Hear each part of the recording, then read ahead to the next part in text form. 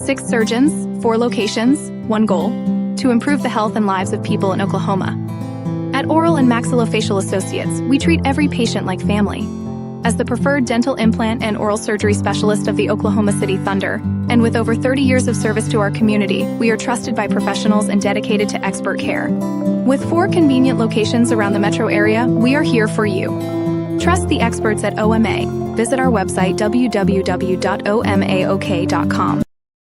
Well, hello and welcome, fans, to the Squirtle Paydirt Pick'em Show, another playoff edition, week 4 of the high school playoff series. We have semifinals and finals weeks going on, and we have another great panel of guests. Unfortunately, you're going to get me for host this week, so Andy Campbell is a little bit under the weather, and Michael Swisher was actually broadcasting a board meeting at Kingfisher, so he couldn't make it. So bear with me.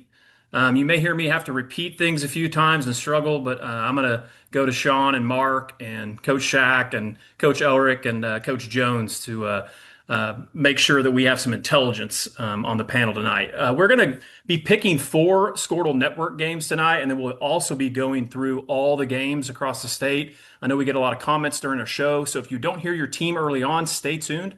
We'll be talking about every game across the state, but we will start with our Pick'em game number 1. Where we travel to Class B2 as the Sealing Wildcats and the Walika Outlaws will face off in a rematch of last year's state championship game. These two teams have just rolled through B2 all year. They've been teams that we've talked about a bunch on the show, both Squirtle Network schools. Sean Meek, who takes the gold ball in B2? Well, what just an absolute juggernaut of a Class B 2 championship game we got this week with Sealing and Walika. Like you said, Adam, Walika won last year's matchup. Sealing hasn't given up a point yet in 3 rounds of playoffs. They pitched 3 shutouts, which is pretty incredible.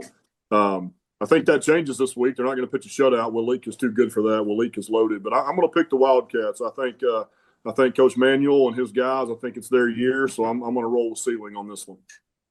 Mark Rogers. That would be a massive point reversal from last year. I do think that this game is going to be competitive, but I'm going to go with Isaiah Drake, the quarterback at Walika. Just think that he's incredible. And maybe this Walika team is not quite as good as they were a year ago, but there's nothing to indicate that they aren't. They beat Dewar. They've had a tremendous season this year. So great game. Looking forward to it. I'm going to go with Walika to beat Sealing. Coach Elric, you're an 8-man guy. Tell us what you think about this matchup. I think it's a great game. I think it's a great matchup. I know it's a rematch of last year's game, but that was also a year ago. 2 really good coaches. Isaiah Drake, probably the best player below Class A. Just a lot of really good football players on the field. I think if somebody's setting a line on it, Walika's the favorite. But I'm going to go with Coach Manuel and Sealing to pull it out. Those guys, like Coach Meek said, 3 straight shutouts in the playoffs. They ain't shutting out the Outlaws, but I think they hold them down enough to go get a win. All right, we got 2 for Walika and 1 for Sealing. Coach Shackelford, you have some experience coaching an 8-man and have some roots in 8-man. What are your thoughts on this one?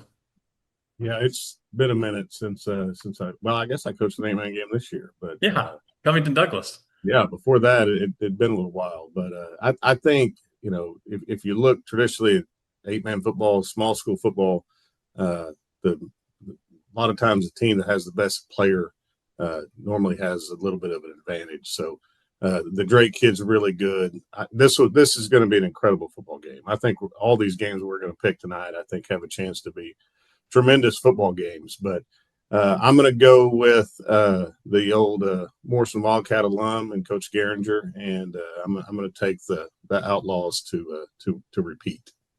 Awesome. Well, let's go to the 6A coach to break this tie up. Coach Jones, what are your thoughts on this big-time B2 matchup? I was awful on these picks last week. Looking at this, the research I did, both teams have 4 common opponents in O'Keene, Dewar, Strother, and Shattuck. And really the point margins for both teams were very similar in all 4 of those games. I just haven't been in state championship games and playing there multiple years. And with this being a rematch again, I'm kind of like, I think Shaq and Coach Elric with the Drake kid. The best player usually wins, and they find a way. So I'm going to go with Walika on this one. All right. Well, moving on to Class B1, we'll have another rematch of last year's state championship game as the Dewar Dragons will face off against the Laverne Tigers. Class B1, Sean Meek, who wins and hoists up the gold ball in this great B1 matchup? Yeah, another great game in B1 as well. So, like you said, Adam, a rematch of last year. And again, Laverne hasn't given up a point yet in the postseason. They pitched 3 shutouts, and Dewar scored 174 in 3 games. So, averaging, almost 60 a game. Something's got to give right here. Dewar offense is really good. They're rolling. I think Dewar's offense is going to be a little bit too much for Laverne in this one. I think Laverne is 0-3 all time against Dewar, so I'm gonna make it 0-4. I'm gonna pick Dewar to win the B1 title.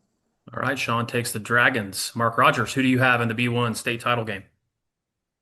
Looking over some of the Dewar stats that were sent to me earlier today. I mean, this is a team that can throw it and run it. 200 yards rushing a game, 47 rushing touchdowns this year, 34 passing touchdowns for Kilhofer, their quarterback. So they're averaging over 150 a game passing, so they can do a little bit of everything. Lewis, their running back, averaging 12 yards a carry. Laverne has played, I think, a better football as the season's gone along. They lost to a team in Kansas that went deep in the playoffs up there for 8-man, and then also they lost to Sealing earlier in the year, but got credited for a win by forfeit in that game. I think probably closer than 46-12, which was the final last year, but I still think it's Dewar's to win. So I'm going to go Dewar. Now, Mark, you will be calling that game, correct, on the NFHS network? Yeah, I'll be calling both of the Class B games on Thursday. So Nice. Looking forward to that.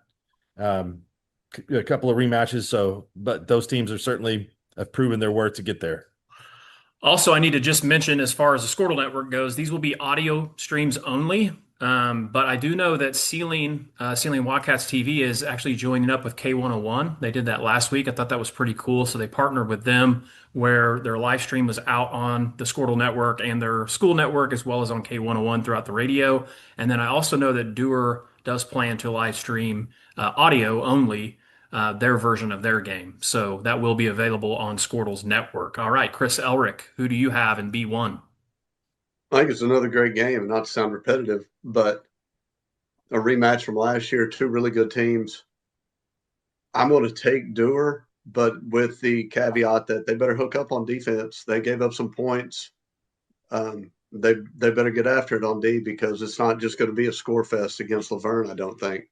I mean, those guys do it right, and they play really good football. But I'm going to take Dewar. And by the way, the kid with the last name Lewis, they're handing the ball to. Yes, solid DNA. We talked about it last week. All right, Coach Shack, we'll go to you. B1, who wins the gold ball?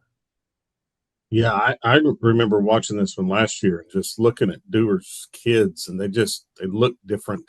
I mean, they don't look like your typical small school football team looks. They definitely know where the weight room is in Dewar. The Kilhofer kid is really good, looks the part, played a lot of, started a lot of football games for Dewar. I just think that they're physically better than Laverne is, and I think that'll probably show.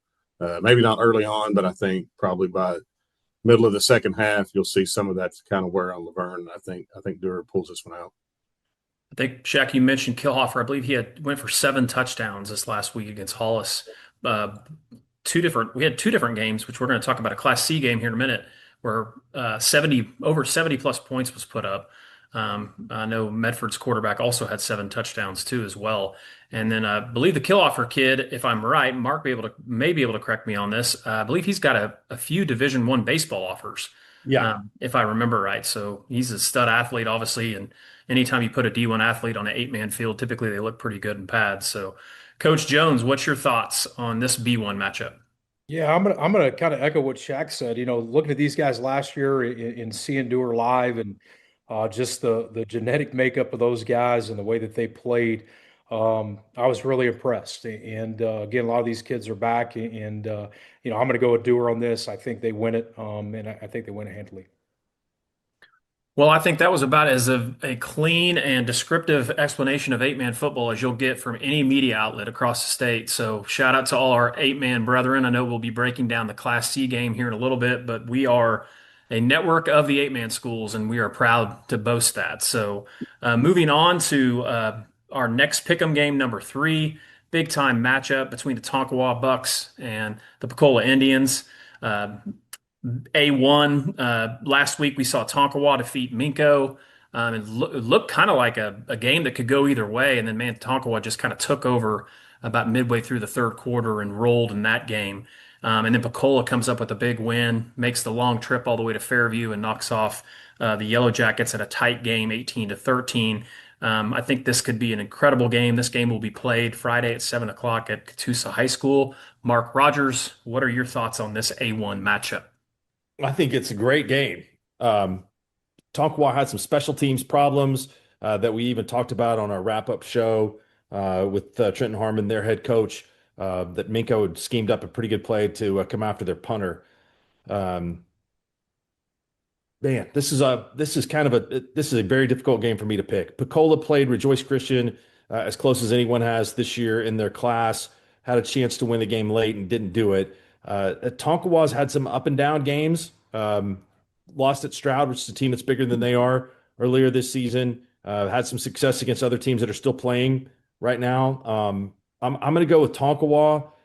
They got beat by Pecola last year in the first round, so I think they've got a little bit of a score to settle. But this game is absolute toss-up. I think if we had our resident odds maker here tonight, he would say that this game is within a field goal. So I'll go Tonkawa. Well, I know the resident odds maker is not here, and I know the Tonkawa fans would love to have him on because they definitely kind of have they may have a dartboard with Jake's face on it in Tonkawa at the casino actually as you walk in. So he's been, he's There's got probably a lot of those across the state. a wanted banner out for him. There was a time in my life where I absolutely despised Tonkawa because there's a little bit of rivalry going on between some of the girls there back in like 1985, and so I've gone past that now. So I think that it's that program is really really impressive, but I'm not going to pick against them this week. Well, Mark, you mentioned Pecola just real quick before we go to Sean to pick this game. That last week was the first time I got to see them live in person. I know Shaq had mentioned get to see them on film, and I'd heard a lot about them last year. But man, they've got some impressive athletes, some big kids. Their quarterback can throw it around, and a couple of big offensive linemen, big skill kids. So I think this is going to be a really cool matchup between the two of them. So Sean Meek, what are your thoughts on this big A1 matchup?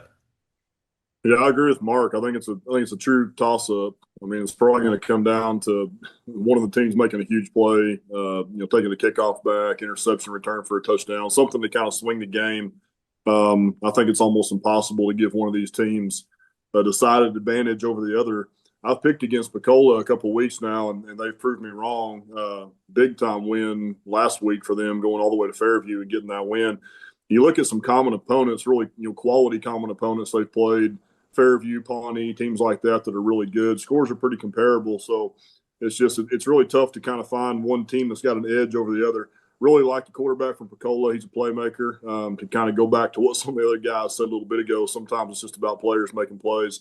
Feel like Pecola's done some really impressive things this year. I think they're going to get a chance to face Rejoice again here when it's all said and done. So I'm going to pick the Indians to get it done over the Buccaneers in this one. Coach Meek takes Pecola. Coach Shackelford, you have some familiarity, obviously, with Tonkawa and with Pecola just being in that class. What are your thoughts on this matchup? Yeah, I think it's got a chance to be a really good football game. I will say this: Tonkawa's really good.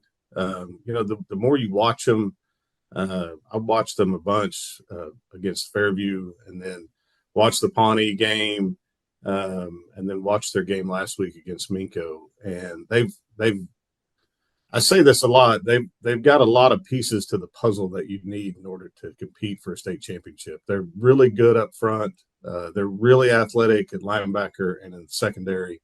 And then offensively, they do enough with all their jet sweep stuff that Joey runs and their ability to run the ball inside, and then they've got a really good wide out that if you play him just one-on-one, he can cause you some problems. So I think Pecola's really good, but I just there's something about Tonkwall this year where I kind of have a feeling that they might win it. They've got enough of that. So I think their defense is going to be enough to slow Pecola down, and then I think offensively they'll find a way to score. I'd say probably 3 or 4 touchdowns. I would think this is something in the neighborhood of 28-14, something like that. But I think it's going to be a great football game. But I'll take the Bucks to pull this one out. Coach Elric, what are your thoughts on this one? Man, I'm gonna go against Coach Shack, which we're usually pretty aligned on these things. But I think Coach Harmon's done a great job. I think Tonkwall, like Lynn said, they've got a lot of pieces to the puzzle. But when that score scrolled of the Pawnee Pecola game, man, that one caught my eye. I jumped on and watched some film today, got some film of the Fairview game with Pecola and watched quite a bit of that. Their 2 interior defensive linemen are active and big. The 2 stand-up 5 techs, and Fairview was playing without a tight end, are really, really good on the edge. And then they got a lot of athletes behind them. And so in your mind, you're like, well, what happens if somebody just lines up and runs right at them? Well, they did. They played Pawnee, and Pawnee's that's their jam. That's what they do. And they didn't get it done. So I'm going to go with Pecola in this one. Nice pick. Coach Jones, what are your thoughts on this A1 matchup? Yeah, again, just like the rest of the panel, I think this is a toss-up game. I think it's going to be a great game. I love hard-nosed defense, and Pecola's got a really, really good offense. So it's kind of just looking at it, on paper, the scores are similar. I do like defense. I think defense travels in these games, and so I'm going to go with Tonkwall to win this game. And just as a reminder, winner of this game will play, obviously, the winner of Pawhuska or Rejoice Christian for the state championship. I believe that game will be on Thursday, December 11th at 7 o'clock. Does that sound right, Mark? I believe so. At UCF? I think that sounds right. Yeah. All right. Well, let's move on to our pick'em game number 4 as we'll travel to Class 2A1. Squirtle Network School Washington Warriors obviously had a big win over Kiefer to move to the semifinals. OCS prevailed over Metro Christian by a field goal, 30-27, in a game that kind of surprised some people. Mark, what are your thoughts? Washington OCS and this 2A1 semifinal matchup. Good win for OCS to go to Metro Christian and knock off an undefeated team. They've played a tough schedule this year. OCS has. Washington's kind of the standard bearer in this class. They're going to be going for number 4 in a row. Creed Barrett and the combination of running backs that they've got, Josiah Dickerson, sophomore, that's super, super fast and very explosive that we had a chance to see earlier this year. Case Alexander's getting some big-time offers. And the game that we did in Marlow, Sean and I, Brent Venables was there, and I think Brent was there to see him play, and he didn't disappoint. He had one of the biggest hits I've seen all season long. Washington's the team to beat in the class until somebody knocks him off. Jones might have a pretty good case, but I'm going with Washington. Mark takes the Warriors. And just real quick, just to mention, this game will be played Friday at 7 o'clock at Yukon High School and will be audio streamed on Washington Warriors TV. I think NFHS will probably be there. They have not been told whether they'll be able to video stream or not, but there definitely will be an audio stream. Sean Meek, what do you think about this one? Washington OCS. Yeah, OCS, great win again last week. I know we said that already, but going up to Metro and upsetting those guys, that's a big win for the Saints. Washington is really dynamic, and what they do it really well. You mentioned those 2 running backs, Adam, and kind of what they do. They run a bunch of two-back outside zone. They're really good at it. Everybody kind of knows what they're doing, but it's hard to stop. They're just really dynamic. Quarterback is a playmaker. They got guys all over the field. OCS is kind of they've played 2 really good teams this year, in my opinion, in Jones and Metro. Jones, lost about 12 and got that big win at Metro. Haven't really been tested outside of those 2 games. So it's kind of tough to tell. what's going to happen in a really tight game with them with Washington this week. But I just think Washington's got too many playmakers for them. I think Washington, those kids know how to win, and they'll find a way to win this one too. OCS has never beaten Washington ever, and I don't think it's going to happen this week. So I'm going to pick the Warriors. Coach Meek takes the Warriors. Coach Shack, thoughts on OCS Washington? I really like Coach Ruff at OCS. I think he does a really good job, and he's kind of got them rolling the last couple of years. They're really good defensively. You watch them. I know they gave up 30 to Metro and they gave up 40 to Jones, but those are two offenses that are really, really good. But I just think, like everybody else, I mean, Washington's just got too many horses, and Coach Beller does a tremendous job down there and putting those kids in positions to win. I think the Warriors are going to take this one, and I think Jones is probably going to win the other one, and I think we'll get to that in a little bit. But I think that'll be a tremendous 2A state final. But I think the Warriors are going to go back to the finals for the fourth year in a row. Coach Shack takes the Warriors. Coach Elric, what are your thoughts? OCS or Washington in this semifinal matchup? I think OCS is going to make this really interesting game. I do. I think the win over Metro got a lot of people's attention, got my attention for sure, because I had Metro, moving on. So great run by OCS. Coach Riff's done a great job. But man, when you look at Washington, Coach Beller, and not just Coach Beller, I mean that whole staff. I mean, it's got a great staff, super talented kids. But outside looking in, what you got to respect. I mean, Washington High School is committed to winning. And it doesn't matter at what. They're going to put their best foot forward. I mean, the coaches, kids, facilities, you name it. They got it going on. I'm going to go with Coach Beller and Washington. Another Washington pick, Coach Jones. I know Washington's just down the road for you and probably have a little bit of crossover with families and things in the Norman area. So what are your thoughts on this Washington OCS game? Yeah, I mean, first of all, I've known Tanner for a long time. I think he's doing an incredible job at OCS. And one of the things that Tanner will have is he'll have some tricks up his sleeve to, try to schematically gain an advantage against Washington and throw some things at them that they're going to have to be ready for. But, just like everybody else on the panel said, I think Washington is the torchbearer for this class and has been for a long time. And I think dudes win championships. And when you look at Washington, they've got dudes everywhere. And so I'm going to go with Washington on this. I do think it'll be a closer game than what a lot of people might anticipate, and I could see it going all four quarters. But I think Coach Beller, his staff, and his players, they're just hard to beat this time of year. So I'm going to go with Washington.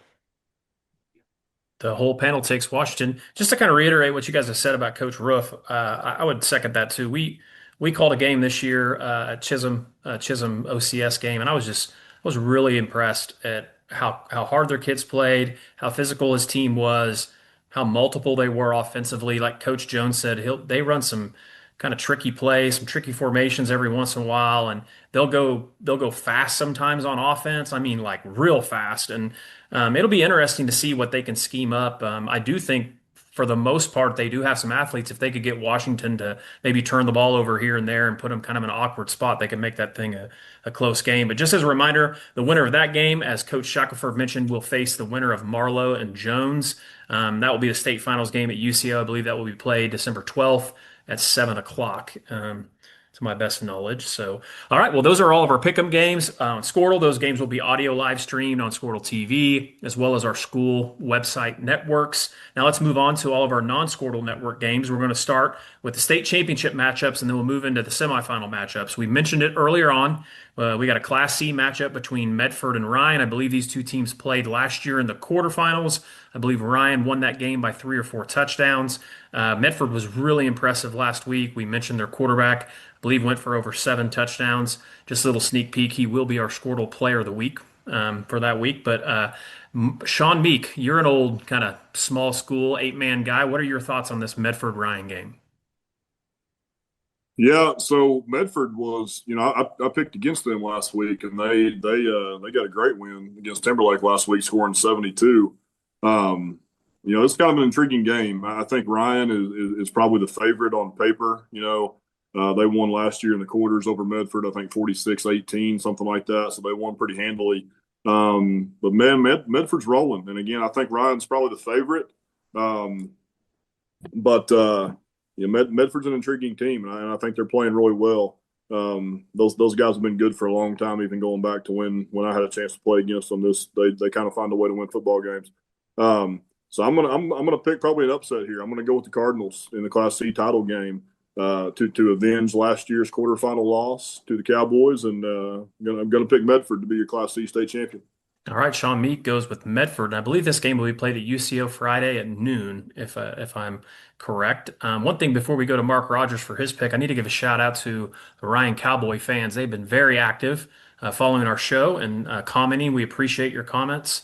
We also appreciate the kindness and activity, and they're very thankful that we're supporting their team. So it's been really cool. And I know with Chris on last week, made some comments about being a former alumni. So I know he asked me where you can see the comments, but you got a ton of shout outs, Coach Elric, from the Ryan fans last week. So we'll move on to Mark. Mark, what are your thoughts? And no pressure, considering that Chris has got fans behind him, being former Ryan Cowboy.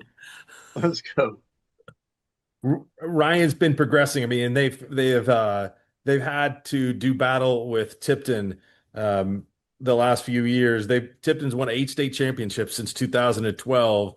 They beat them this year in the regular season, and they beat them in the playoffs. Both games were tight. Adam, you and I saw Coach Kerbo, Jim Kerbo, at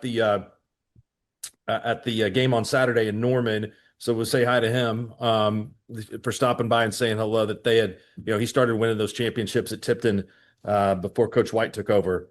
Noah Torres, quarterback at Ryan, really good player. I think this is Ryan's time. They've kind of been waiting there to take over for Tipton and Timberlake, who've been outstanding teams in Class C. Cash Kelly has been great throughout the playoffs. Big win last week. I mean, especially the margin of victory. I think I had Medford in the game last week, but the margin was certainly surprising. So I'll go Ryan over Medford in the Class C state championship. Coach Shack, Class C gold ball. Who wins it? I'm taking the Cowboys. I thought they'd won one. Have they never won a state championship in Ryan? Nope. I think maybe like in '66.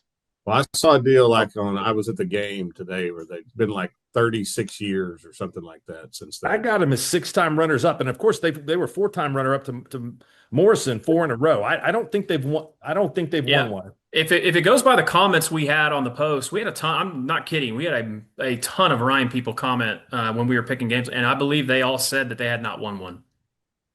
Well, not to throw salt in the wound, but I think they actually lost 5 in a row. I think they lost one in Class C the year before they moved up to B, and then lost 4 in a row. So, if anybody's ever been due, by God, the Ryan Cowboys are doing the state championship. So I'm going to be pulling hard, not only because my good friend Chris has got some Ryan Cowboy blood in him, but I just think that I'm like you, Mark. I think it's their time. They're due, and they had that comeback win last week against Tipton. I just think it shows a lot of character and a lot of where those boys are. So I'm taking the Cowboys to hoist their first state championship on Friday. So that'll be cool.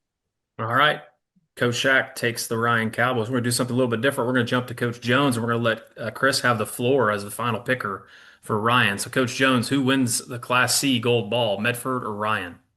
Yeah, since I'm such a good picker at this class, for me, I'm gonna go with Tony Roberts and Zach Roberts. The Ryan Cowboys, I think, are due. I think they were close last year. It ended up getting beat, I think, in the semifinals. But I think these guys are due, so I'm gonna go with the Ryan Cowboys.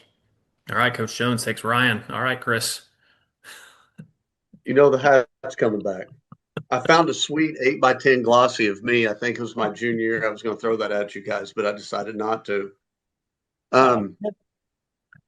So, man, just a lot of nostalgia. A lot of stuff comes back. I could tell you guys so many crazy stories of, man, Southern Oklahoma and Jefferson County and the late 80s. There's some great football that went on back then. I remember, I think it was my junior year, maybe my sophomore year. We were in the finals and undefeated. Warwick and Ringling were both undefeated, and not both undefeated, but the only loss was to the other one. I don't remember which one was undefeated. Just a lot of great games. And then, yes, Shaq, it was 5 in a row. We lost to Kremlin That was actually my freshman year before the whole Morrison thing started. But really, even there was a lot of cool stuff buried in there with Coach Casey and my dad and the back and forth. Just some really good small school football. And I'm not shocked at the amount of comments because, yeah, those people get fired up about football down there. It's Jefferson County.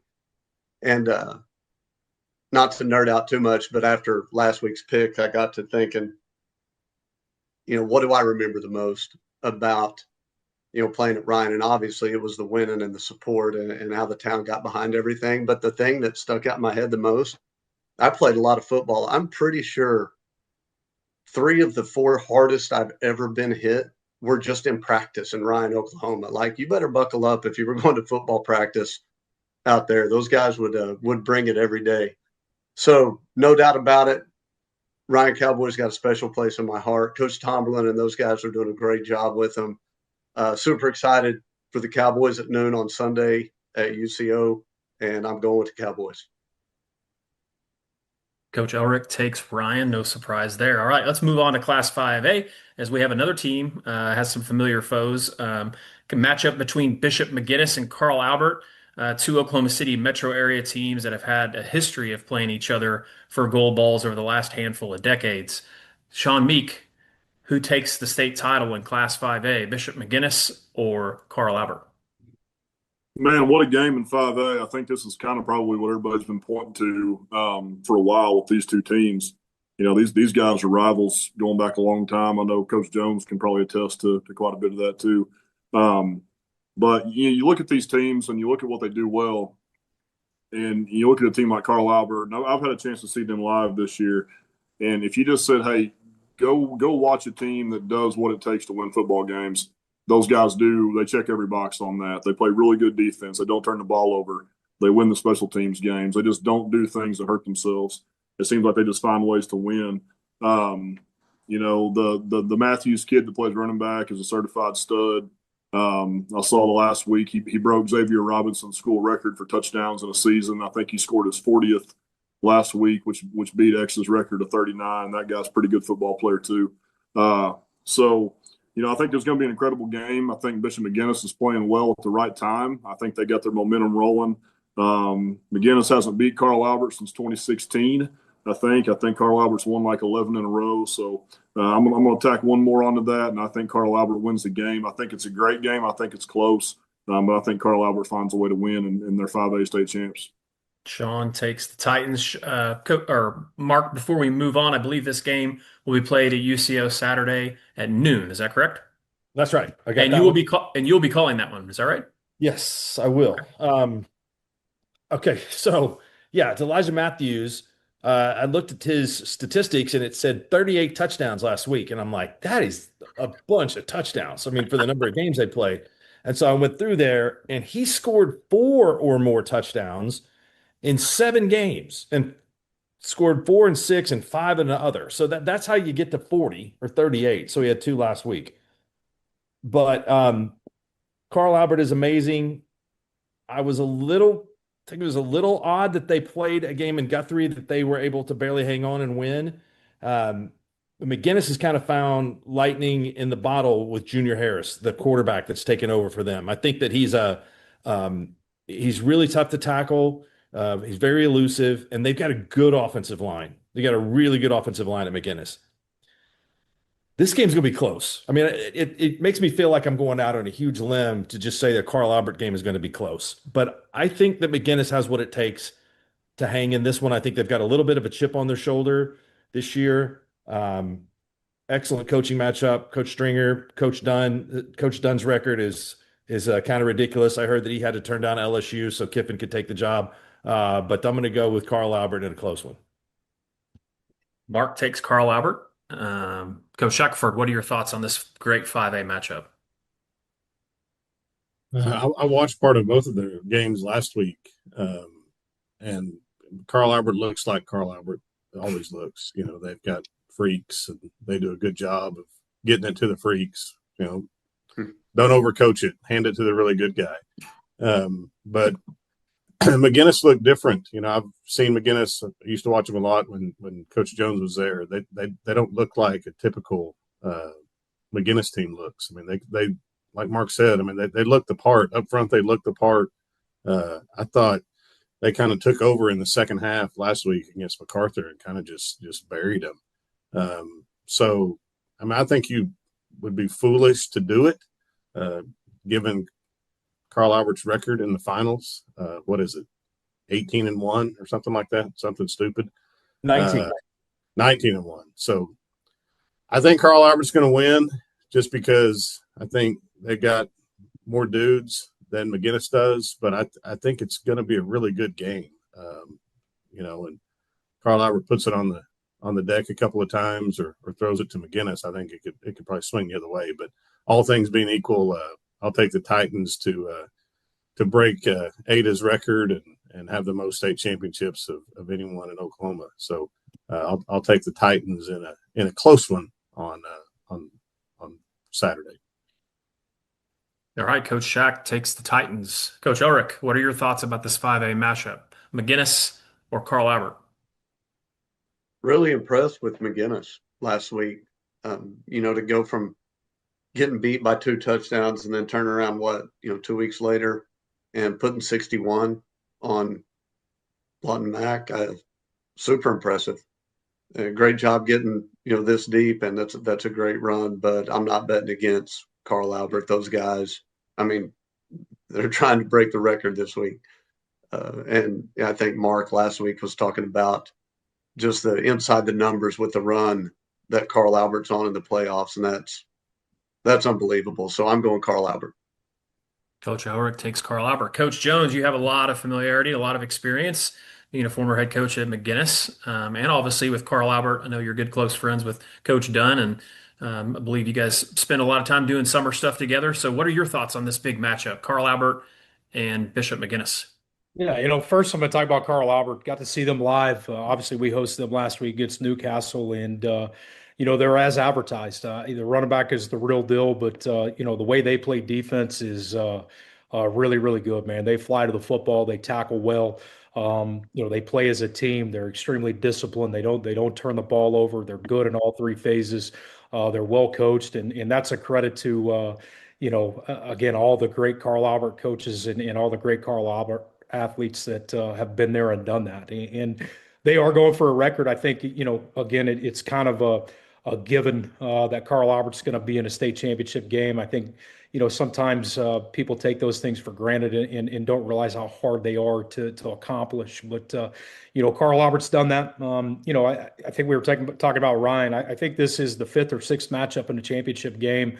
The closest being, I think in 2016 when I was there, we played them within 5 points, had a chance to win it in the 4th quarter, and didn't get the job done, right? Carl Albert was Carl Albert and found a way. But I'm telling you, I was fortunate enough to hire Coach Stringer as a young coach, and he's gotten even better as the years have went on and has taken over the play calling duties or back over and has done just a tremendous job. The big litmus test for me was how do they respond after losing to Lawton MacArthur, and I knew that was going to have to be a statement game for them to get back, and they did that, and they did it convincingly. And the one thing I'll tell you, when you walk in the McGinnis locker room, there's no doubt who you got to beat when you're in 5A, and that's Carl Albert, and they work 365 days a year to do that. And so I'm going to go against the panel on this. Again, I do look like an idiot sometimes because you're looking at a team that has a chance to win 20 state championships and set a state record. But I just have a feeling that this is going to be a really good game. I think McGinnis finds a way to get this done. I'm going to go with the Fighting Irish to win it all. Coach Jones takes the Fighting Irish. All right, moving on to Class 6A2. Last week, we obviously had some wild games in 6A2. We can talk about those as we go through. But in this state title game, Choctaw will face off against Sand Springs. That game will be at UCO on Friday, December 5th at 7 o'clock. Mark Rogers, who holds up the gold ball in 6A2 this year, Choctaw or Sand Springs?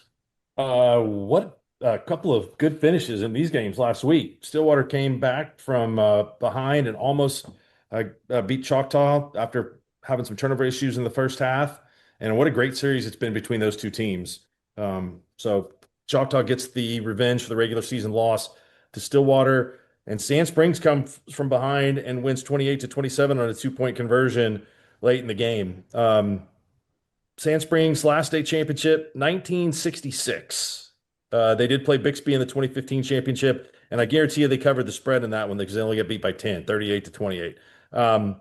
Easton Webb, Dom Forbes. Dom Forbes is a junior. He's got 2,793 career receiving yards and 32 touchdowns. Easton Webb's a stud at quarterback that's been starting for the last 3 years. Choctaw has improved since I saw them lose at Putnam City. They made a lot of mistakes in that game, but they've got a dynamic quarterback, running back combination with Morgan Meyer and Landon Gaston, their quarterback. I'm going to go Sand Springs, but I think it's going to be a nail biter. All right, Mark takes Sand Springs. Sean Meek, you're familiar with that area of Oklahoma City with Choctaw. Who do you have between Choctaw and Sand Springs for the Gold Ball? Yeah, Choctaw seems like a team that's just continued to get better each week, really, for the last 7 or 8 weeks. I think if anybody, would have said they had a chance to win a state championship in week 5, I'm sure most people would have disagreed with you. Coach Corbin does a really good job. That team has gotten better each week. Really good win by them last week, avenging that loss to Stillwater. Stillwater's ultra talented. They got guys all over the field. I really kind of thought before the playoffs started they were probably the favorite in this class. So really good win by Choctaw last week. Sand Springs, talked about them last week. They've been a program on the rise for the last 3 or 4 years. Coach is doing a really good job over there. I think this is a toss-up. I'm going to go with the experience in this game. Choctaw's been there, done that. So I'll give the experience edge to the Yellow Jackets to take this one. Coach Meek takes the Yellow Jackets. Coach Shack, what are your thoughts on 6A2 state championship game? I watched both of these games last week, and Choctaw kind of got up on Stillwater early, took advantage of some mistakes, and then kind of held on late to make it back to the finals. And then Sand Springs just kind of looked dead in the water after the first half, and kind of flipped the script in the second half and ended up scoring and then going for 2 to get the win. So I don't know Coach Klink. I need to get to know him because he's like I said, he's an incredible follow on Twitter. But I think he's done an amazing job at Sand Springs. To build that program back up and to get them to a state championship game says a lot about him and the way that he does things there. So and then Mark and I took a deep dive Friday night into what a sandite was. So after what I learned about what a sandite is, that turned the tide just a little bit for me. So I'm taking the Sandites to bring back a gold football to Charles Page High School for the first time since what, Mark? 1966. So about 2 years after Mark was born. So that'll be a good one. Coach Shack with the jab, and he takes the Sandites. Coach Elric, what are your thoughts on this 6A2 title game? Who you got? Just following the semifinal games, they both won, last weekend. Both really good games. I think Choctaw's win over Stillwater was super impressive because kind of like Coach Meek, I thought Stillwater had the inside track on this one. I've got this one as a coin flip.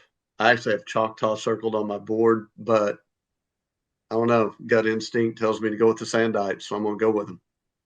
Coach Elric goes with the Sandikes. Coach Jones, what are your thoughts on this 6A2 title game? Yeah, so I've been on the Coach Klink bandwagon for a long time. What he's done at Sand Spring has been really, really cool to see. Obviously, Easton Webb's really good and as advertised, and really that comeback against Putnam City really put the team on his shoulders. They're late. But I do think Putnam City did a great job of exposing some things, really stayed an empty and came back and ran the football out of it a bunch. And it was hard for Sand Springs to stop. And I know Coach Corbin and what he does offensively. And again, I think they've gotten better. New offensive line coach over there. You can see that Choctaw's offense has continued to improve. And then, what Coach Clark does with their defense is really, really good too at Choctaw. So again, I think this is going to be a good game. I think in this one, you lean on the experience. You could kind of see that a little bit kind of in the semifinal games in the way that they shook out. I'm going to go with Choctaw on this. I think they've got just a little bit more firepower. But I wouldn't be surprised either way here. But my pick's going to be Choctaw. Coach Jones takes Choctaw. And that will wrap up Earlier this year, at the beginning of the year, I was putting some stuff together for the magazine. Jake said that, and just by talking to him, that he thought that this team could be as good or better than last year's state championship team. They weren't that in the middle of the year. So give them a lot of credit for getting to this point and getting a chance to win another one, to go back to back. So I think they've done a really good job. Really good job. I would agree with you, Mark. We actually had Stillwater and Choctaw the first time they matched up at Stillwater as our Squirtle game of the week. Game was kind of the exact opposite. Choctaw turned the ball over a bunch early, had opportunities late, kind of made a little bit of a run, but it was a big for Choctaw obviously come back and get that win. Be interesting to see who wins that game. We're going to do something a little bit different here as we're moving to semifinals, and we have a couple of semifinal games in some of these classes. So what I'm going to do is I'm going to mention both games. So we'll see how creative and if you guys have good enough memories, as Shaq mentioned that Mark was born in 1966. So you'll have to have your memory hat on. We're going to do the Class A2 semifinals game, and we're going to start with Fairland and Tallahena, and then we're going to have you move to the Allen Hominy game. And I want you to pick both those games since these will be semifinal matchups. So Coach Meek, you get the test first. What are your thoughts on Fairland Tallahena and Allen Hominy? Who wins those two games? We've bragged a lot on Fairland the last few weeks, been getting some impressive wins, and same thing with Allen too. I think they've surprised some people kind of on their run up to this point as well. But not to pick both games at the same time here, but it kind of looks like Tallahena and Hominy have been a cut above the rest of the A2 for a while now, and they've been on a collision course ever since the playoff brackets came out. So I'm going to pick Tallahena and pick the Tigers over Fairland. And I'll take the Bucks to win over Allen. So give me Tallahena and Hominy in the A2 finals. Coach Meek takes Tallahena and Hominy in the A2 semifinals. Mark Rogers, who do you got in these matchups? Fairland Tallahena or Allen Hominy? Quarterbacks all over the place. Really good quarterbacks on every team. And then again, shout out to Coach Laverty for wanting to join the show at 9:50 a.m. when he was supposed to join at 9:50 p.m. That is being over-prepared. He was ready 12 hours in advance. First trip to the semifinals for Fairland since 1972. Carson Church, their quarterback. Landon Griffith, the quarterback for Tallahena, I saw last year in the championship game as just a sophomore. This guy can really throw it. He's pretty good. I'm going to agree with Sean. I'm going to go with a lot of tradition of the Hominy Bucks, which also has a very difficult ascent in the press box to broadcast a game there. That Adam had to. I asked Adam what the health insurance plan was for Squirtle. He told me there was none, so I decided just to stay in the booth that night. So I'm going with Hominy and Tallahena to meet in the finals. Yeah, Mark, you mentioned we had Ryan Laverty on last week. I did not know until I was walking through the grocery store in Enid the other day that Ryan Laverty is a graduate of Laverne. Did you guys know this? I had no idea. So I ran into Caleb Haney. Caleb is an attorney here in the Enid area, and Caleb mentions to me that they're classmates, and I had no idea. And he had saw him on the show, so at least we know one person watches our show. So Caleb Haney watches the show, but wanted to just give Ryan a shout out, and it was really cool to have him on the show. So A2 semifinals, we're going to move to Coach Elric as he's been in similar classes and probably battled against some of these teams in the past when he was at Stroud. So what's your thoughts on this one, Coach Elric? Fairland Tallahena or Allen Hominy? Start off with Tallahena Fairland. First of all, shout out to Coach Lav. Great job taking over at Fairland with the Owls. I'm sure Shaq will bring up something about the mascots, but that's a good one. So great job, Coach Lav with Fairland. Great run, but Tallahena is loaded. Those guys are super, super good. I'm going to go with Tallahena. I talked to Coach Gravitt. Man, it's probably been 4 years ago. They had a span right there where they didn't even have a high school team. Like they shut it down, didn't have enough kids. And I said, man, is this going to be a permanent thing? And he said, no. So we've got about 35 out in junior high, and they can go. So just give us a minute, and we'll be rolling. So I'm going to go with Coach Gravitt and Tallahena in that one. The Hominy Allen game. I don't know if you guys have ever been to a game at Allen, but super cool setup with the homestands. They've got the covered homestands, The rodeo kinda like grounds. Kentucky. Yeah. Yeah, it's like you got the Kentucky Derby going on across. I didn't see any big cool hats, but kind of a cool place to play. Coach Box has had a good year getting those guys this far, but Hominy doing what Hominy does. I'm going to go with the Bucks and Coach Christian to win that one, and go with the Hominy Tallahena state final. Coach Elric takes Tallahena and Hominy. Shaq and I have had some past experiences together in Tallahena. I believe on the way back we were victorious, and I think we had over 100 chicken nuggets on the ride home. Is that accurate between three of us? I think on the way home. There was 100 ordered. Okay. I don't It's a know that I lot. would say. I don't know that I would say you and I. I mean, Coach Robertson was with us too. So Yeah, he had a lot of them. he was the one that actually made the order, and the poor girl taking the order. I think she thought we were kidding at first until the big guy rolled up in the drive-through window. But Well, I can say this before you go, Shaq. In my coaching years with you, that was probably one of the coolest atmospheres, high school game at Tallahena. Just the setting of it inside of the mountains and their fan support and their crowd and everything. It was an awesome atmosphere over there. So, Coach Shaq, who do you have in the Fairland Tallahena? Before Shaq Allen answers Hominy? that question, 100 nuggets, how many men was that for? Was that just between the two of Four. you? Was that for the Four. Bucks? 4 people. But you got to understand. I mean, Coach Robertson, he's probably a man and a half at minimum.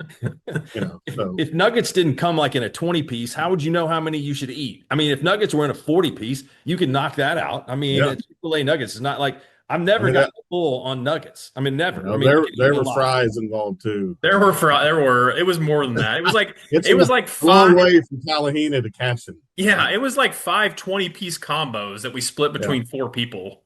So it would have really impressed me if you guys rolled up and said, "Give me 100 tacos, 100 hard, 100 soft" at the drive-thru. Yeah.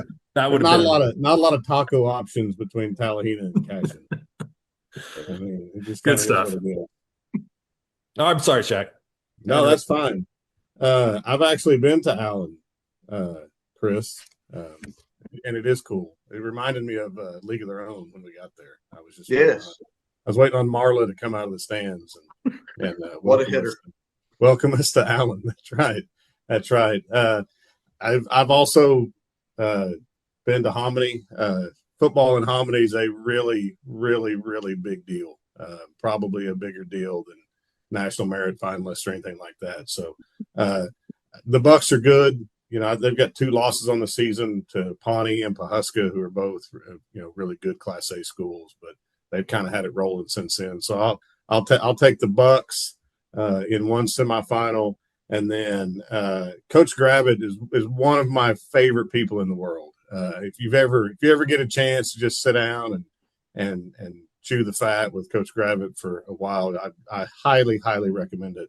I talked about this a little bit on our first playback show that we did. The story of Tallahena is insane, like Chris mentioned. I mean, they were legitimately pondering not having football, and now they're in the finals for the second year in a row. And it'd be the coolest story to happen in a really long time in Oklahoma high school football, to see them win a state championship. And they've definitely got the talent to do it. The quarterback's really, really good. Kelly does a tremendous job of getting his kids ready to play, and they will definitely be ready to play this weekend. And I think it's going to be a Buck Tallahena final for sure. So I'll take the Golden Tigers, even though that means the Owls are out. But I'll take the Golden Tigers and the Bucks to get a win this weekend. Coach Shaq takes Tallahena and Hominy.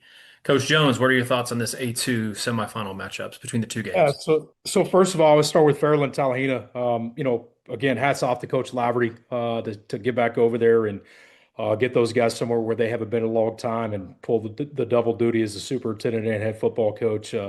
Coach Lav and I go way back. Super impressed with him and always have been, and I think he's done a great job. And then Coach Gravitt, known him for a long time. If you guys haven't had a chance to watch some of the Facebook videos of his pregame speeches, you talk about wanting to run through a wall for somebody. Coach Gravitt is. My son brought that to me. He was like, "Hey, Dad, you ever see this guy?" I was like, "Yeah, I know him." He's like, "We need more of this pregame." I said, "All right, we'll see what I can do." But Kelly's done a great job, and I'm pulling for both these guys. This is a toss-up game for me, just because I am so close with both coaches. I do think Talihina wins that game, and then in Hominy and Allen, I'm going to go with the tradition of the Bucks there, and I think it'll be a great finals game as we get past the semifinals. All right. I think that was everybody across the board took Talihina and Hominy. All right, we'll move on to A1 in the lone semifinal game we have left over that was not a Squirtle Network game. Pahuska will face off against the defending state champion Rejoice Christian at Oolaga on Friday, the 5th at 7 p.m. Mark Rogers, who takes the semifinal game in A1 between Pahuska and Rejoice? This I will go with Rejoice. I think Rejoice is we saw Camion Comptonero at the OU game on Saturday. He's a dynamic player. Pahuska has a really good quarterback in Foreman that transferred in from Copan. And Coach Hennessy does a good job. That he will have some things schemed up for Rejoice, but I'll go with Rejoice. Sean. Yeah, hats off to Pahuska. Those guys have played really well this year. But to echo kind of some other statements from the panel on tonight's show, it just comes down to players, and Rejoice has the best players. So I'll take the Eagles. I'll take Rejoice to win this one and get to the final. Coach Shack. I think this is going to be a good game. I really do. Pahuska's their front seven's good. Their defensive line's good. I think they'll be able to get after the quarterback a little bit. If this is a massive if when you play Rejoice, but if they can limit the big plays, make Rejoice have to put drives together, I think they've got a chance to kind of shorten the game and stay in it. And I know Coach Hennessy will have some things for Rejoice that they're probably going to need a timeout in their back pocket to survive. So I think Rejoice is going to win because I think they've got the two best players, and that matters most nights. But I do think Coach Hennessy will keep it closer than probably a lot of people think. So I'll take Rejoice, but in a close one. Coach Shack takes Rejoice. Coach Elrick, what are your thoughts on this big time A1 semifinal matchup? I think it's a great coaching matchup. Coach Hennessy on one side, Coach Marley on the other side. Those guys do it right. A lot of respect for both those guys. In case anybody doesn't know what Pahuska rolls with, those dudes were practicing this morning in the snow at 5:45 a.m. just because why not? Why not do it that way? I think it's going to be a great small school matchup. Pahuska is going to travel. It's going to be a really great game. But I just think at the end of the day, Rejoice has got some dudes, and I'm going to go with the dudes in my pick. But I think it's going to be a good game. I'm going with Rejoice. Coach Elrick takes Rejoice as well. Justin Jones, who are you taking in this A1 semifinal matchup? Well, same thing. I think this is a great coaching matchup. Coach Hennessy always has something up his sleeve, especially on special teams, and Rejoice has got to be ready for that. And but I do think at the end of the day, it comes down to players, and Rejoice is stacked, and again, been there, done that, and I'm going to go with Rejoice. All right, Coach Jones takes the Rejoice. Christian, all right, we're going to do the same thing we did a minute ago in the next 2A2 semifinal matchup. Man, we got some great semifinals in this one. You want to talk about name power. And our first one, we've got Stroud will be facing off against Adair. And our second game, we'll have Davis facing off against Vian. Seems like those two teams play every year in the playoffs. Mark Rogers, 2A2 semifinals. First start with Stroud Adair, and second, Davis Vian. Who wins these two semifinal matchups? I'd want to pull this out of a hat. I think that's that close. It could go either way. I will go with Davis, and I will go with Adair. I can't get on the right side of Stroud games, man. I was upset with them when I picked them at the beginning of the season to beat Chandler because Lugnut told me Chandler only had like 14 guys out for football. He rope-a-doped me. Chandler won that game, and so I just can't get on the right side of Stroud at all this year. But the Chief up there, Matt Davis, tells me just go ahead, keep picking against Stroud because they love it when I'm wrong. So I'm going to go with Adair and Davis in the championship. Coach Meek, you had some familiarity back in your day coaching against some of these teams. What are your thoughts? 2A2, Stroud versus Adair and Davis versus Vian. Yeah, this is really tough. I think all four of these teams could win a state title. I think they're that good. I've seen Stroud live. They are extremely fast. They got a bunch of team speed. They got a bunch of ways they can hurt you. Man, Adair's defense has been playing really well. Holding Holdenville to 14 points last week, but Holdenville scoring 50 on everybody, pretty much the whole season. So I don't think Adair gave up a single point after halftime. I think Holdenville had 14 at the half last week. So really good win by Adair last week. I think it's a toss-up. I'm going to take Adair for the simple fact they got Taylor Sweatfinger on their sideline. So anytime you got that guy on your side, I'm going to give Coach Sweat the tip of the cap there. And then on Davis-Vian game, man, again, just two really good teams. I was coming home from a game about 8 weeks ago, and I stopped at the Brahms to get something to eat, and I saw Vian's bus there getting something to eat. And my gosh, they passed the eye test. They got some kids that can go. So I have not seen Davis. That's not fair to them that I haven't seen them live. Two really good teams, but I'm going to pick Vian in a toss up there. So give me Vian and Adair in those semis. All right, Vian and Adair is what Coach Meek will take. Shaq, I saw you nodding your head. I think you made a really cool comment last week. I think it was you or Mark. I can't remember. Talking about how you don't want to allow Davis to stay in because the longer they play in the playoffs, it seems just like the better they get every week. And then obviously I know, I believe it was Vian and Picola that maybe you watched some film on earlier on this year. And you were talking about their skill kids and the size and some of the freaks, as you would say, that Vian has. So who do you got in these two semifinal matchups? Stroud, Adair, Davis, Vian. Man, I think these are going to be incredible football games. I did watch Vian and Picola, and the right kid for Vian is a freak show. I mean, an absolute freak show. And they've got some other kids that to go around with him. You know, Davis is just kind of one of those they're just a problem. You know, they don't ever seem to go away. They're just always there in the finals, and it really doesn't matter. You know what they're like at the beginning of the year. You definitely don't want to play them at the end of the year. But I don't know. There's something.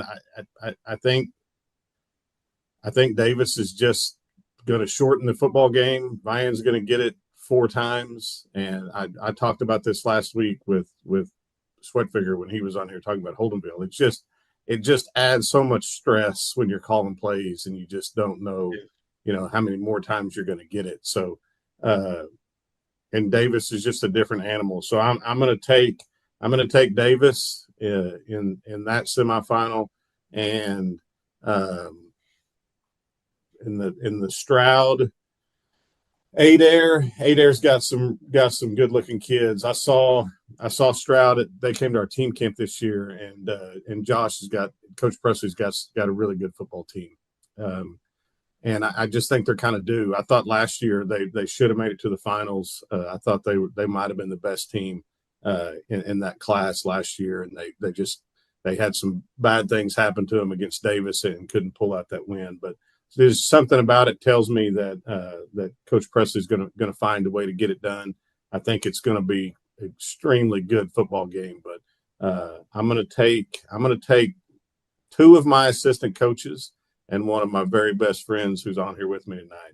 I'm gonna take their allegiance to the Stroud Tigers this week. All right, speaking of that, we're going to skip over Chris with his allegiance to Stroud, and we're going to go to Justin Jones for his pick on these 2 semifinal matchups, and maybe Chris will pull a Stroud hat out for his pick a little bit later on. But Justin, what are your thoughts on this 2A2 matchup? Stroud, Adair, and Davis, Vian. Yeah, just like the rest of the panel. I mean, what great football games we get for the semifinals in this class. Again, I think both these could be toss-ups. I've gotten to see, obviously Davis Stroud last year live was impressed with both teams and what Adair's been able to do this year in Vian with the right kid as well. I'm going to go in Vian Davis. I'm going to stick with Davis on that one. I think they pull that out because I do think they're a problem in the this time of year. And then Adair Stroud, again, known Coach Presley for a long time and what they built there. And, I just walking off the field last year, I felt like I remember talking to him after the game. I just felt like he was ready to get back at it. And I just think this is their time and their due. So I'm going to go with Stroud. All right. Coach Jones takes Stroud and Davis. Coach Elric, who do you have in the Davis-Vian game and the Stroud and Adair game? Oh, you know it. You know it. Let's go Stroud there first. Um, so Coach Presley, he came in '07, was his first year here, and he was my DC and O-line guy, for 13 seasons. And, we were fortunate and put up right at 100 wins over 10 years together and had some great times, had some great arguments in the coach's office. And you just form such a bond when you work with someone for that amount of time. And then Coach Hines is still kicking it around. And he's actually got two guys that jumped on to help him this year in Ryan McElvaney and Dakota Biswell, which if you followed Stroud in that 2009, 10, 11, 12 era, you remember those guys' names. I don't know, that blood's pretty thick right there talking about those guys. So I'm definitely going with Stroud. Brady Bradbury up at Adair does a great job. Coach Lippy's a good friend of mine. I mean, those guys play really, really good football. But of course, I'm going with my guys and the Stroud Tigers in that one. That's just how that's going to be. Maybe they can avenge that 2015 game coming off of that one. Davis-Vian. First of all, nobody mentioned the Wolves versus the Wolverines. I mean, let's go. What a great mascot matchup. I mean, that's big time. So I think, Lynn was talking about the Stroud Davis game from last year, and he said, he felt like they let a possession or two get away from him. I don't remember exactly how he said it, but man, that's life playing Davis. But honestly, that's also life playing Stroud, and that's life even playing Holdenville, who Adair beat. There's some teams in 2A that they don't do what everybody else does offensively in most of football right now. And man, it's tough stuff. It's hard to defend. It's hard to get lined up to. Um, I've got a cousin that coaches at Vian and Lance Winans. Those guys have a great program, but I'm not betting against Davis this time of the year. So I'm going to go with Stroud and Davis to meet next week. Coach Elric pulls a hat out. By the way, just so you guys know, I did not know he had a Stroud hat. I mean, I figured he had one, but I didn't know he was going to put one on. So Coach Elric goes with Stroud and Davis for that one. Those are going to be great matchups. All right, let's move on to 2A1. We already talked about one of the semifinal matchups. Well, this is going to be a fantastic semifinal matchup. Jones and Marlowe will play at Noble High School on Friday at 7. Coach Meek, who wins? Jones, Marlowe. Well, I think the big question here is can Jones shut down Marlowe's running game? I mean, it'll be the most potent rush attack that Jones has seen all year. Seeing Marlowe live, they can run the ball really well. They're big up front, offensively. Running back's a stud. So I think that's the question for Jones' defense is can they shut down Marlowe's run game? If Marlowe has success running the ball, it keeps Jones' offense on the sideline, kind of keeps the ball out of their hands and shortens the game up a little bit. Jones is so dynamic offensively, got so many playmakers. I think that'll be a key for Marlowe in this game. I think Jones will get enough stops in this. I think it's going to be a really, really close game. Marlowe's an excellent team. Jones is an excellent team. I see Jones winning a very close game, probably by about a touchdown, somewhere in the 20s, 20, 28, 21, something like that. But I will take the Longhorns to do just enough to win this one. Coach Meek takes the Longhorns. Mark Rogers, who do you got in this 2A1 matchup, Jones or Marlowe? Two great atmospheres. Sean and I have called games at Marlowe the last 2 seasons. Adam, you and I called the game at Halloween when all the kids were dressed up and did the Halloween dancing out there. Best halftime act I've seen, I don't know, in a long time. It was really good. I will go Jones, just a little bit more firepower. Dusty Hanson is a good friend of mine. His son Asen has done a good job at quarterback there the last 2 years. I think that he will be the difference in the game. So it'll be, to me, looks like we've got a Jones Washington game, which they've had a couple of good ones here in the last few years in the championship. All right, Mark Rogers takes Jones. Coach Shack, who wins? Jones, Marlowe. two great mascots again, the Longhorns and my favorite mascot outside, of course, the Cash Wildcats is the Marlowe Outlaw. I've talked about it before. It's incredible. Why it's not on the side of their helmet is a travesty. But they've always had the block M. They're sure not going to change things in Marlowe. But I think Jones gets them here. I think it's going to be a great game. But I'm kind of like Mark. I think there's just a little bit too much firepower on the green and white Longhorns. So I'll take Jones in a close one. Just the numbers on the Marlowe helmet now. Just at the very pitch. I don't even have the M. No M, no outlaw. Just numbers. I will second you. I'll second you on the Marlowe emblem. It is so sweet. It's so. It looks cool. like somebody hand drew it. It's awesome. Yeah, a Marlowe student drew it. Oh, it's there's awesome. Like a whole if you get on their website, there's a whole history about it, and it's on everything in Marlowe except the football. So I don't know who we need to petition down there to make some changes, but I'll be the first one to sign it. Maybe we can get some comments from this show. I'm sure I made Darren Brantley or Matt Weber. I'm sure Matt Weber can get it done. Yeah, if anybody can, Matt can. Coach Elrick, what are your thoughts first on Marlowe's logo? And second, are we going to go horns up for peace and keep the Longhorns happy with all their concerns? Not the Jones Longhorns, but the other ones. I'm going to text Brantley right now, and we're going to get on this whole logo on the helmet thing. Man, Jones Marlowe. Man, don't you just love high school football? What a great matchup. What a great game. But I will say, Marlowe, stud, running game, stud, running back. My gosh, that guy looks like all of it plus some. But that Elric blood runs deep in Jones. A lot of talk at family Thanksgiving about this game. I'm not sure it's not Jones' year. I'm going to go with Jones. I think Coach Durrell does a great job calling offense. Coach Witt does a great job with the team. I'm going to go with the Longhorns. All right. Panel all across the board so far taking the horns. Coach Jones, what are your thoughts? Jones or Marlowe? Yeah, like I said earlier, I think Jones and Washington have kind of been on a crash course for the state championship game. But Coach Weber, he'll do everything he can to shorten this game up and keep the firepower on the sidelines as much as he can for Jones. But they're really good. They're a really, really good football team at every level. I think their offensive line, defensive line, they play hard and they can score quick. And so I'm going to go with the Jones Longhorns. The whole panel takes Jones in that one. All right, we're going to do the same thing as we move on to Class 3A semifinals games. We'll have two matchups. We're going to pick both the games at one time. We have a great matchup between Heritage Hall and Lincoln Christian. That game will be played Friday at 7 o'clock at Bristow High School. And then our other 3A matchup, another great matchup, Sulphur and Perkins will be battling at Justin Jones's home facility at Norman North. Mark Rogers, who wins out of these two games, Heritage Hall, Lincoln Christian, or Sulphur Perkins?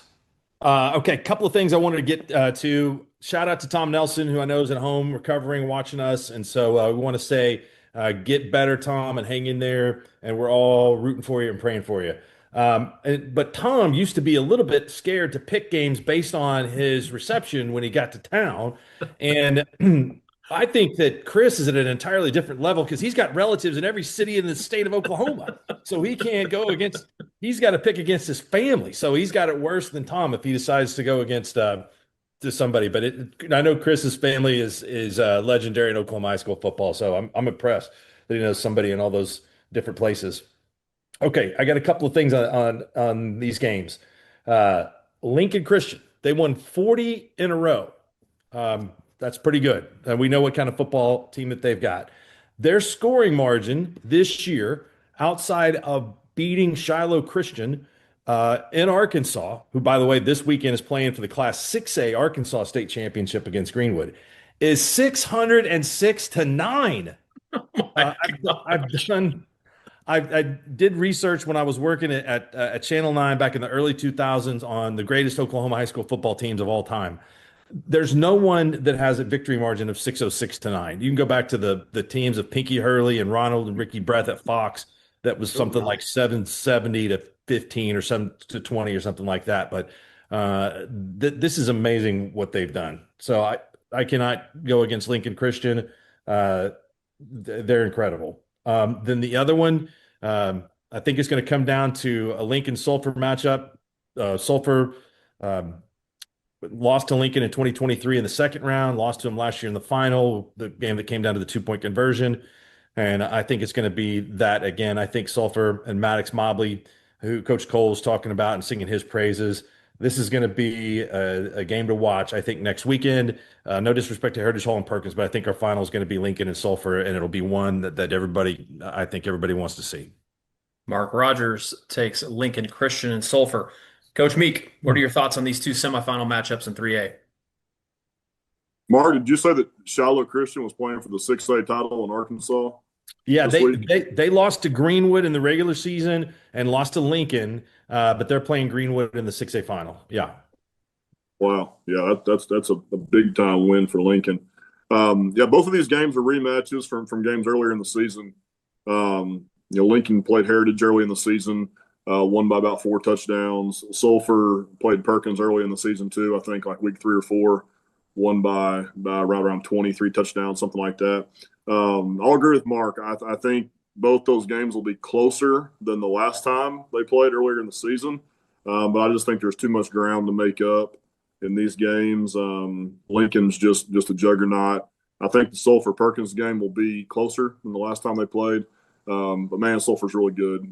Be a really good Washington team in non-district. They're just loaded and they're rolling. So give me Sulphur over Perkins and Lincoln over Heritage Hall. All right, Sulphur and Lincoln. Coach Meek takes. Coach Shackelford, what are your thoughts? One more thing on Lincoln. I think they got 6 straight shutouts. I don't think they're going to shut out Heritage Hall, but I mean that 9 shutouts on the season. That's stuff that just doesn't happen ever for any team. It's how historic this season has been for those guys. And they have Doug Nelson on the broadcast. I mean, that alone in itself has got to be some kind of a record. All right, Class 3A semifinals. Coach Shack, what are your thoughts on these two? So, Coach Meek, here's the interesting thing about Shiloh Christian being in the 6A finals. They're probably about the same size as Lincoln Christian.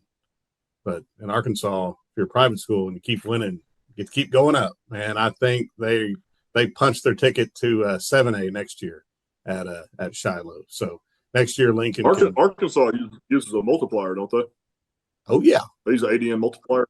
Yeah. Yep. They use you keep going. So there's some sort of points deal they use. I saw a deal where Shiloh accumulated enough points where next year they get to be 7A. So when Lincoln drills them next year, we can talk about how they beat a 7A team in Arkansas. But Lincoln's, it's dumb. I mean, it's really dumb what they've been able to do this year. So I'm going to take, as Coach Elrick called him, I'm going to take the University of Lincoln Christian on one side. And then, we had Coach Cole on Friday night. Man, what a great guy. I've known Corey for a long time. We've had the unfortunate plight to be on some AD boards together, but he does a tremendous job. And he talked about, trying to carry on the legacy that Coach Dixon had down there, and he's definitely done that. So really proud of him and the job that he's done there. And I can't wait to watch the Sulphur Lincoln Christian final. So I'm going to take Lincoln on one side and the Bulldogs on the other side. All right, we have another Lincoln Christian Bulldog pick by Coach Shackelford. Coach Elrick, 3A semifinals. Who do you got in these two? Well, I think the Lincoln Christian Heritage Hall won a nice season, Heritage Hall, but the university is rolling like they do. My son Grant, who has played his fair share of high school, college football, and is now coaching, actually was watching the Lincoln Christian game last week and just called me or a couple of weeks ago when they played Kingfisher. And was just super impressed with those guys. Said, yeah, they're the real deal. What did Mark say? 606-9? Good grief. 606 That's to not 9. even real. That's like fake stuff when you make your team on Madden or whatever. So I'm going Lincoln Christian for sure. The other game, Corey Cole, those guys at Sulphur, and Lynn just mentioned it. Corey stepping in and filling Coach Dixon's shoes, and what a great job by that guy. So tip of the hat to Corey Cole and the Sulphur Bulldogs.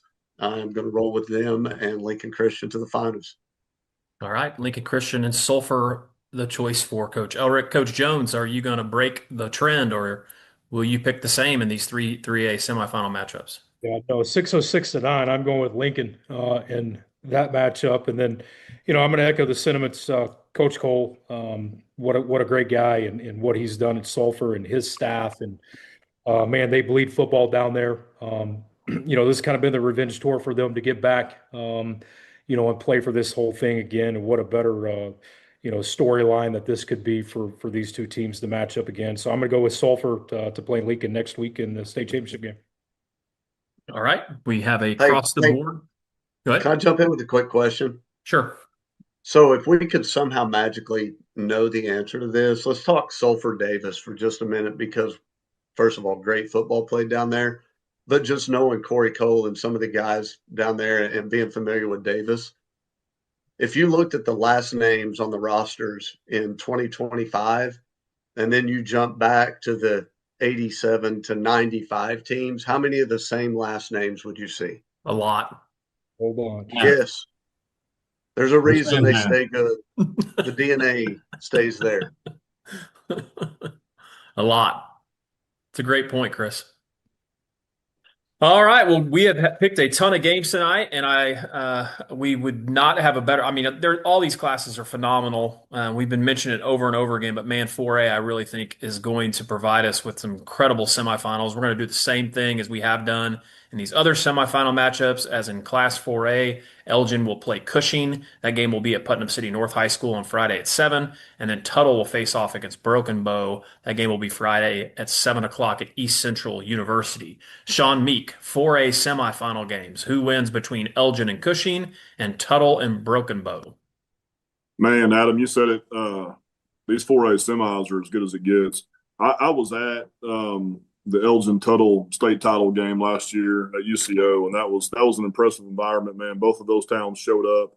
That's as cool of a high school football environment as you'll see. Got 4 district champs going at each other, this week. It went all chalk in 4A, so we got 4 number 1 seeds going in the semis against each other. I'll start with Tuttle and Broken Bow. I know we were throwing some stats around, things like that, but my gosh, Tuttle has been absolutely dominant. They've given up 47 points all year, so that's under 4 points a game through 12 games. Their defense is playing phenomenal. Broken Bow offensively is a juggernaut. They've scored 70 and 50 in 2 playoff games, so they're averaging 60 a game. Obviously, that's got to give on one side or the other. Broken Bow's explosive on offense. I think they're going to give Tuttle some problems, but I don't think that Broken Bow can stop Tuttle. So I'll take Tuttle over Broken Bow in the 1 semi, and then going over to the Elgin Cushing game. Elgin's an impressive team. I know they lost some guys off last year's state title team. They lost a couple offensive linemen, lost quarterback, good linebacker, but they're still loaded.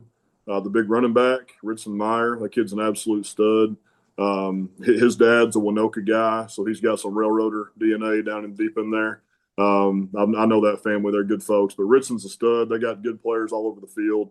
Cushing's an outstanding team too, but I'm just going to take the Elgin rushing attack to get it done, play clean football. So I'll take the Owls, and I will take the Tigers in the 2 semis.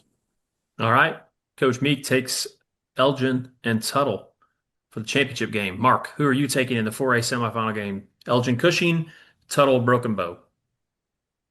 I think Broken Bow will score more points than anyone else has this year on Tuttle. Got 13 in week 1. So the Tuttle scoring margin, as Sean said, for offense, 657. The opposing points, 47. That's pretty good. District scores for Tuttle this year, 51, 69, 69, 70. A bad effort against Blanchard where they got 49. Bounced back to have 56 against Chickasha, 62 against Hera, 51 against Clinton. That doesn't happen ever. And 51 against Grove. So, and if you like good quarterback play, Cruz Campbell, since he came from Southmore, has thrown 78 touchdown passes and 4 interceptions. That's pretty good. Yes. Broken Bow will have a good offense. I think they will score, but I think Tuttle will score like they have been scoring most of the season. It's going to be tough to keep them out of the end zone on the other side. So I'll go Tuttle. And then Elgin and Cushing, great season for Cushing and really a good run for Coach Morgan at Cushing and a good group of players that have come through. Roma Tucker, Kellen Fry that we've talked a lot about on the show. but I think it's too much Ritzenmeyer, too much defense, too much of a just, a large roster of guys that have high expectations. And we're going to be talking another rematch of what was a great game last year in the Class 4A championship game. All right. Mark calls for a rematch. Elgin and Tuttle in the 4A semifinal games. Coach Shackelford, who do you have in the 4A semis? In the Cushing Elgin, I just think, and I think this is going to be the case in both of these. I think there's, as bad as I hate to admit it, I think defense is going to be what carries both of these teams to the finals. I know Cushing's really good on offense, but I think Elgin's a little bit better on defense than they are on offense, and I think Elgin will find a way to score enough points. I do think it's going to be a really good game, but I'm going to take the Owls. And then Coach Ballard, who kind of like Coach Gaylor, Chris can tell this story too. I mean, we were probably introduced to each other on the banks there at NEO way back in the day. But Coach Ballard does a great job, and Tuttle's somehow found a way to accumulate a whole bunch of talent and get those guys rolling. I mean, they beat Newcastle, who just played in the 5A semifinals, 35-7. So I think a Tuttle Carl Albert game would probably be really good. So I'm going to take the Tigers and the Owls to have a rematch next week. Coach Shack takes Elgin and Tuttle. Chris Elrick, who do you have in the 4A semifinals? I think Cushing has had a great year. Coach Morgan does a great job. One of my good friends is the AD, over at Cushing. His son actually broke his leg. He's a two-way starter up front for Cushing. But, man, they played a lot of tight games this year. And tip of the hat, they found ways to win all of them but one. Elgin hasn't played a lot of tight games all year. I'm looking for that rematch in the finals. I'm going to take Tuttle over Broken Bow. Coach Ballard down there. To follow Coach Coons at Tuttle and come in and do what Brad's done, I don't think they could have hired a more perfect guy to make that transition than Brad. Just a great job. Tuttle's blowing up. I was in their facility last spring. Great staff. Their kids look not like very many other kids. So I'm going to go with Elgin Tuttle in the finals, and that's how it is. All right, Coach Elrick takes Elgin and Tuttle. I believe that's chalk all the way across the board. Coach Jones, you have the final pick. The table is yours for a semifinals. Who you got in these two great matchups? Yeah, I mean, first of all, these four teams could win championships in a lot of different classes, and I think that's a credit to 4A football in Oklahoma. Super competitive, But again, I'm going to go with who's been there recently. I think in the Tuttle Broken Bow game, Tuttle is just they're really good in all three phases. Coach Ballard and his staff do an incredible job. Obviously, got the quarterback for Broken Bow is very electric and dynamic. But Tuttle will have an answer for him, and what they do on offense is pretty awesome in itself. So I'm going to go Tuttle in that game. Elgin Cushing, again, I've known Coach Morgan and those guys for a long time, and then what Chalmer does is unbelievable too, and Coach Baker and Coach Castro. Elgin's been a machine. They were a machine last year. They haven't lost much steam at all. They're rolling people, and so again, I think this is another repeat of last year, and I'm going to go with Elgin. So Tuttle Elgin. All right, Coach Jones takes Tuttle Elgin. All the whole entire panel goes with a rematch for 4A. Well, we were talking about records. 18 games we just picked, folks. So that is a record on the Paydirt Pick'em show. For all the fans that are out there, I appreciate you guys sticking with us. Once you get to a certain place in the playoffs, we feel like it's important for us to obviously add our input because we're so knowledgeable, as everyone knows. Can't do it without you guys. I really appreciate it. Sean, thanks for always joining, being on. Mark, appreciate you as always. Coaches, you guys add an element that we just can't possibly add. So it's really great that you guys are willing to take out a time out of your day to do this for us. Just as a reminder, our Squirtle Network schools that still remain, you'll be able to listen to their audio streams. If not, you'll be able to purchase the NFHS network and watch those final games. I know Mark is going to be calling at least Mark, you're calling 4 this week and probably 4 next week. Is that correct? That's right. Yeah. Thursday and Saturday. I do want to wish Andy a quick recovery from spraining his thumb, texting about how bad the OU offense was on Saturday. I know he was really upset about it. So hopefully he gets that thing straightened up. Ironically, it's the same injury as Mateer, but hopefully he's better. He won't have the same kind of surgeon, though. He doesn't have that kind of money. Well, we just want to say thank you to everybody out there. And just as a reminder, you'll be able to watch all those network shows on Squirtle. The other thing is we will be having our recap show again, I believe on Friday. So Mark and Shaq and I, along with coaches from across the state, you may see Coach Jones if he can pry away. We may get Coach Ulrich on. Heck, if Coach Meek wants to jump in, is not chasing his daughters around playing sports. But we'll have a slew of coaches, and shout out to the coaches for being so receptive to joining. But we'll be back next week with more picks to wrap up the season. Thank you, fans. Brahms Banana Fudge Sundae gives a whole new meaning to decadent taste. 2 creamy scoops of premium vanilla ice cream overflowing with delicious hot fudge and fresh slices of banana to create the perfect balance between the fruity banana flavor and rich hot fudge. Treat yourself to a banana fudge sundae at Brahms, where every spoonful is pure bliss.